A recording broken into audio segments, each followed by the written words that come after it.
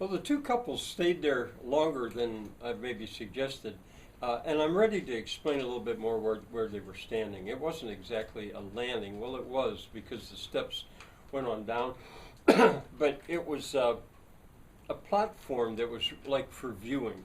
There were rails, steel rails around the outside, you know, with lag bolt into it. It was just in concrete, so people could safely stand there and just look around.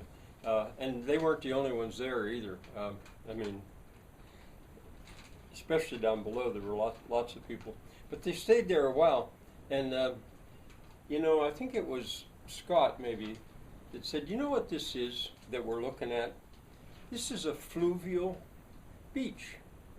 Remember in Portugal there were so many of them that, what do they call them there? Praia. Praias fluviais, that's what they call them. It's a river beach, a swimming hole, you might say.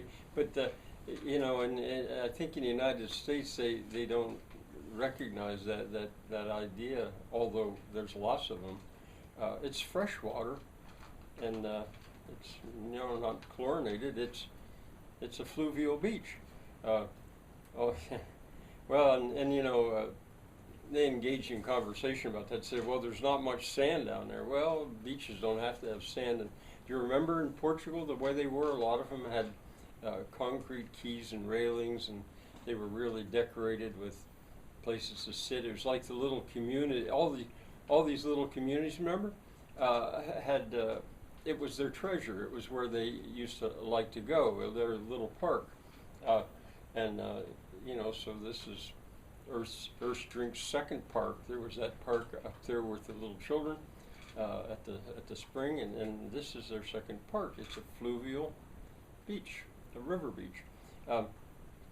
And he said, one of them, now this one I think it might have been Nell, she said, I remember especially at Ben Feita. Do you remember that town, little town in Portugal? There was they call it the Fraga da Pena up there. Now that wasn't right in the town. It was up where the water was coming out of the mountain. There's a little waterfall. Do you remember children were playing there in that water?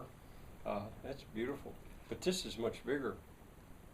Well, they and another thing they noticed.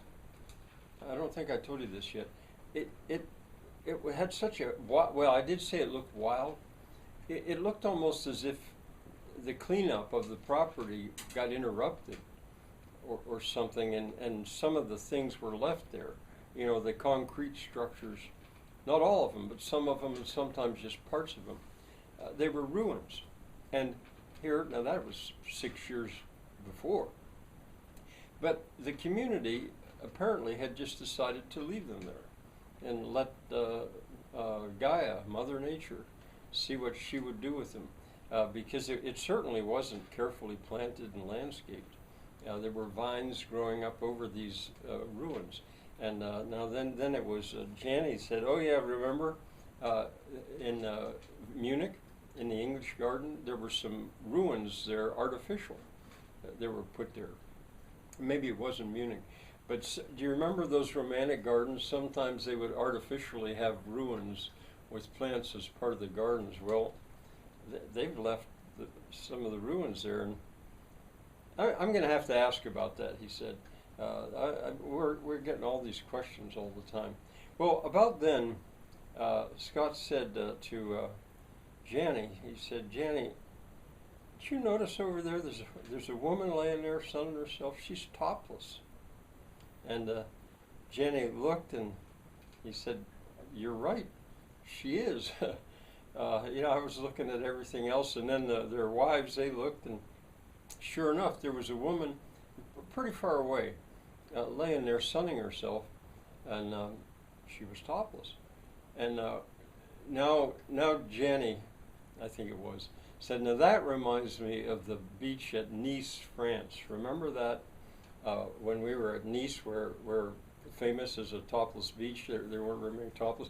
But do you remember that we were standing there, we were watching, and we saw this little drama unfold where this kid I say a kid, he looked like a college kid or something like that, was down there on the beach. We could see the whole thing unfolding, and there was a young, pretty woman, topless there, laying on the beach, sunning herself.